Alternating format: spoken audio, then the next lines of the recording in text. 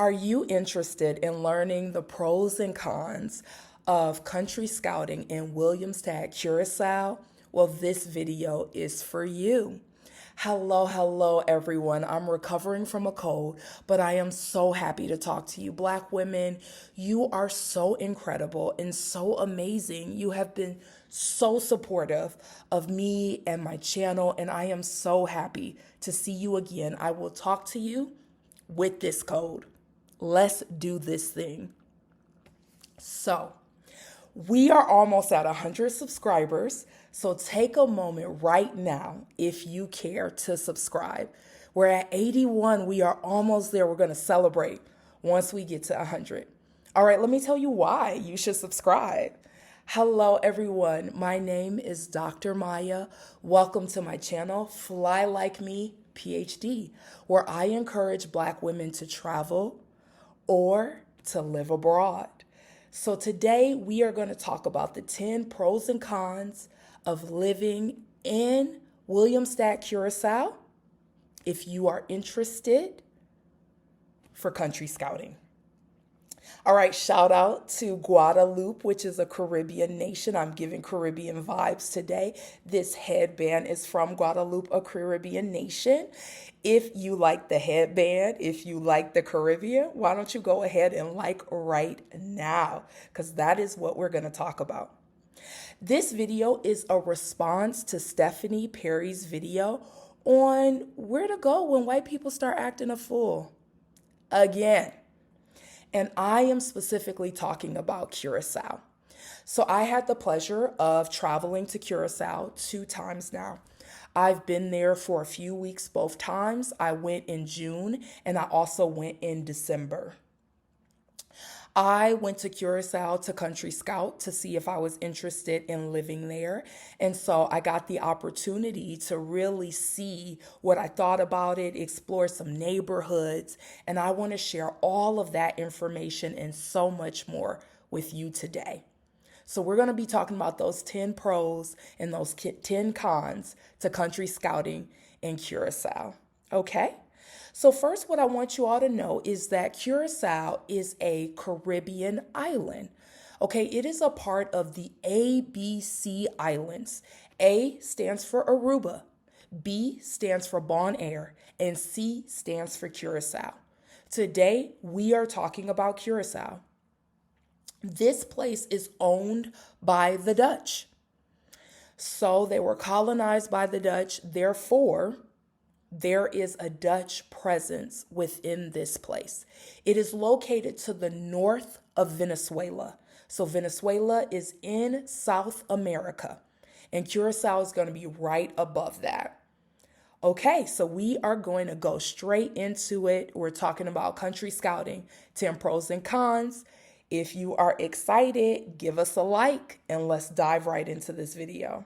All right, so first, one of the really fascinating and beautiful things about Curacao is that there are Black people everywhere.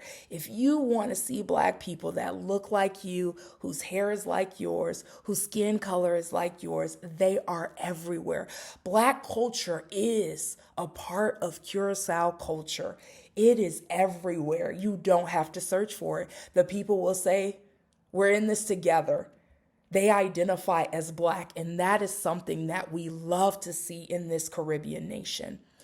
You will also find, as another pro, is that people can speak up to 5 languages here. We have Dutch, there is Spanish, there is Portuguese, they have a French Creole, that is Papamiento, that they also speak. I may have said that wrong, so if you all know the correct pronunciation, please let us know. But there are a plethora of languages that are being spoken here, okay? Let's remind ourselves again. We have the French Creole here, we have Dutch, we have Spanish, we have Portuguese and English. So you don't necessarily have to learn another language to live here. And a lot of people do speak English here. If that is a concern for you, you can go here and you can still speak in English. No problem. All right. So they have some really nice infrastructure. They have some beautiful buildings and architecture. They have really, really nice scenery. If you like water, they have water. They have a wonderful bridge that opens and closes. It lights up, it moves. You could even be on the bridge while it's moving. But this is not a scary thing. They'll let you know before the bridge moves. But it just moves ever so slightly to the left and to the right. It kind of opens. It's beautiful. If you like scenery and beauty, Curacao could be a place for you. In addition to that, they have beaches. If you like beaches, they have lots of beaches. They have beaches that are more touristic, such as Mambo Beach. Mambo Beach has a bunch of restaurants on it. It has a bunch of shops at it. It, of course, has the water.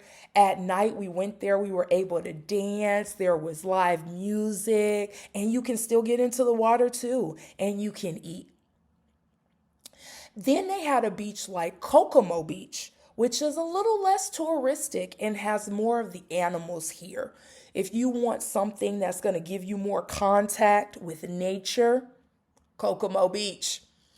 They had a spot for iguanas, live iguanas that are living their lives, right? We just came onto this beach. They were living their lives.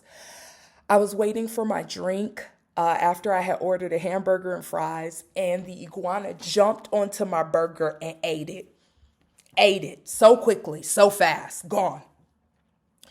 I told them, they gave me a brand new burger, and they were like, yeah, the iguanas are a little aggressive here, so you have to watch out for your food. But the iguanas were fine. They were just living their lives. People were like feeding them French fries.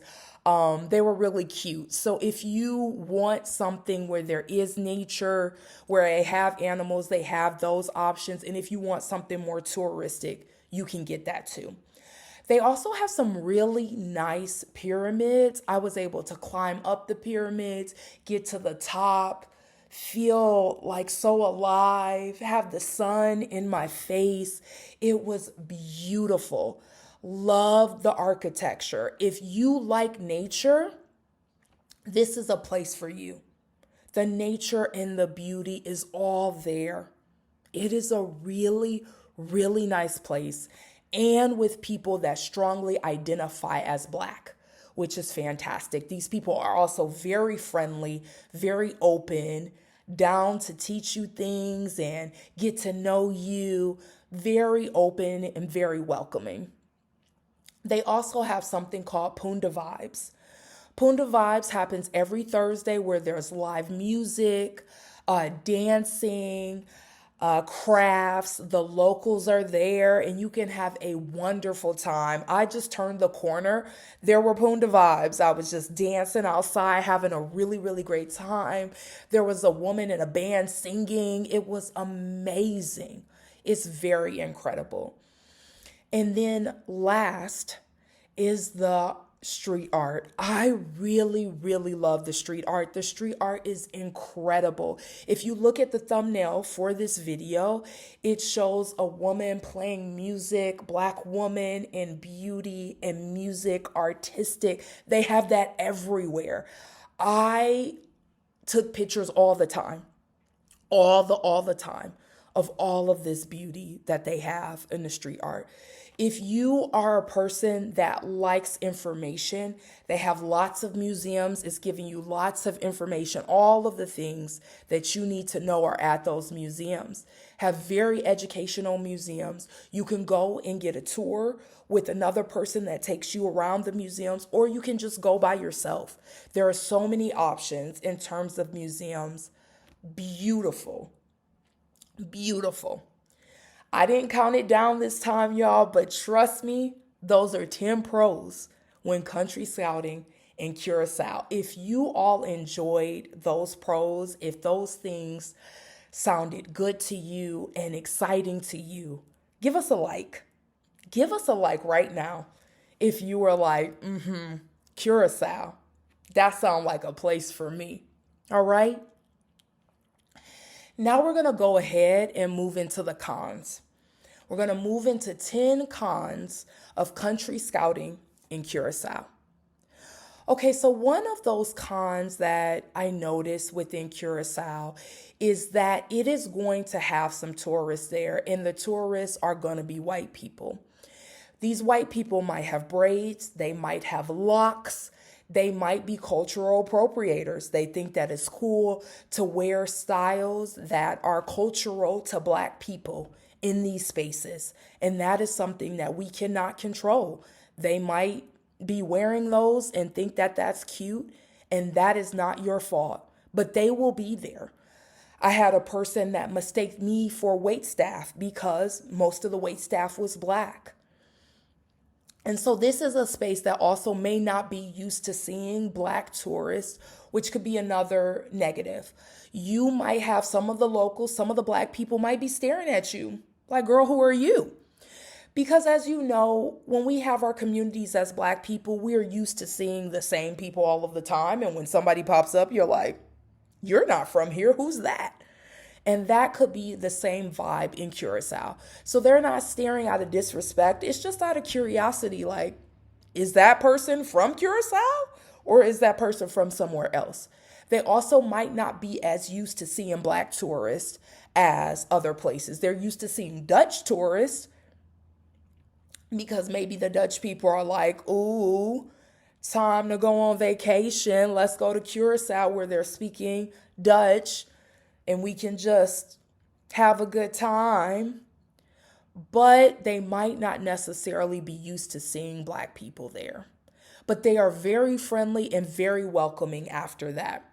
A short introduction and they're like, oh, okay, you're not from here. I thought I knew you. I do not, right?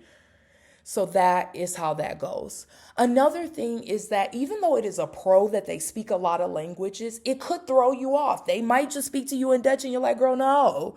And then they might speak to you in Spanish and you're like, girl, no. And then they might speak to you in the Creole and you're like, for real, no. Before they get to English. And then there are some people that just don't speak English at all. So you may not be able to communicate with them. But this is a place you can go if you want to speak English or you haven't learned another language yet. This is definitely a place for you. You can still go here. But they might try to speak to you in other languages and you need to be prepared for that. Okay? Another thing is that this may be a space where queerness is not necessarily acknowledged. There was a local that said that some people in Curacao will leave if they are queer because they're not used to seeing same-sex couples holding hands. They may not be used to a person like dressing androgynous, like as a woman wearing a hat or wearing baggy clothes or things of that nature. This is not to say that they're not open to queerness or trying to understand queerness. It could be a complicated situation, but I did notice that there was not a lot of talk or recognition of queerness as it could be in other places. The transportation is also not that great here. They recommend a lot of foreigners to drive cars there. A lot of people will get cars when they land in Curacao and they will drive themselves around the island. I am not big on driving in other countries, but some people do it. And so their public transportation is not that great. You'll also notice that in terms of driving, you might have to drive pretty far to get to the beaches. They are not just right there. This is not like a walkable city. You have to drive to get to most of the places you want to go to. So you got to weigh all of these pros and cons and understand if it's worth it to you to come to this place. Also, it's going to be really, really hot, girl. I mean, really, really hot. I mean, in the 90s. I mean, stuffy. It is hot in this place. I went in June. I went in December. It's hot all the time. It's going to be real hot.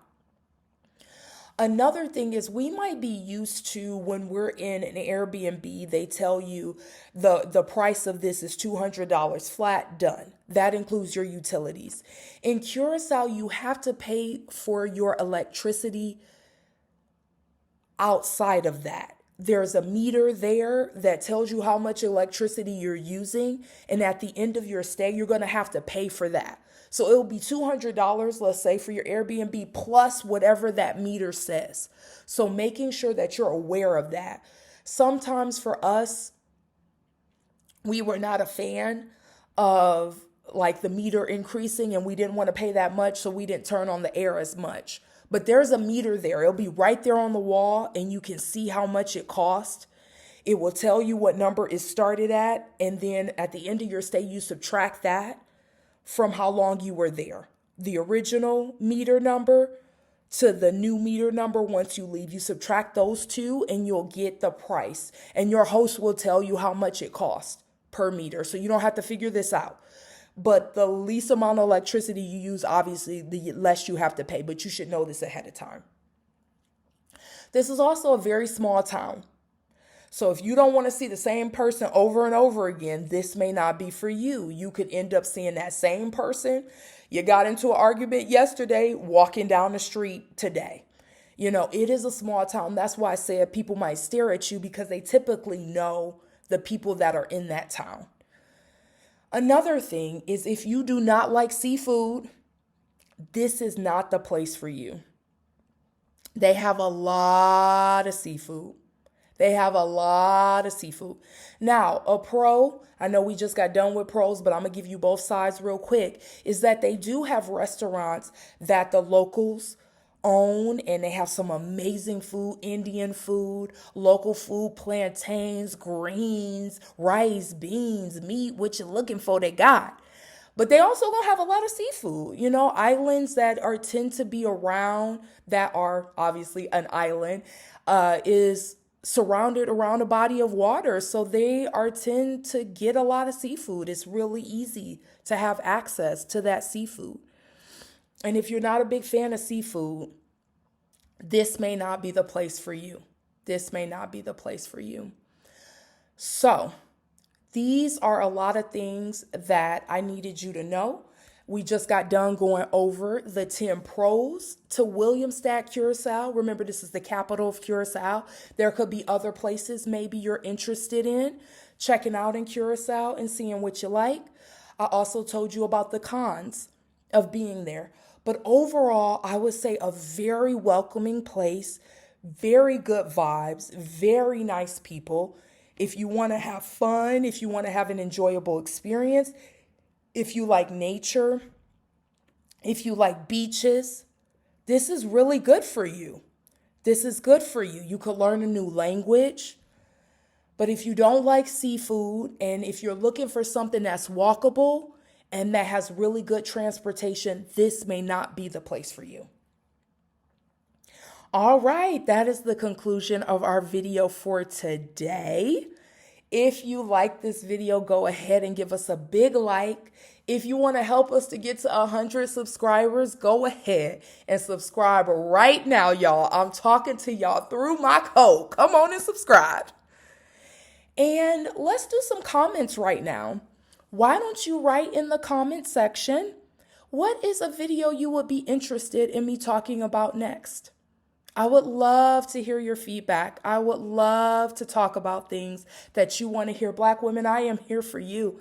And we are going to talk about the things that you want to talk about. And so we had such great engagement on that first video that I decided that we're going to talk about Colombia next time. Okay? Next time you can look forward to a video that is talking about the pros and the cons to country scouting in Colombia. And we're talking about Medellin, Medallo. We're talking about Medallo, Colombia. I know a lot of you are interested. You said that you would like to go and travel there. So that is what we're talking about in our next video, Medallo, Colombia. Okay, I'm so happy to have the time to talk to you all. Thank you for coming to my channel, Fly Like Me PhD. Subscribe, and I will see you next time. Bye.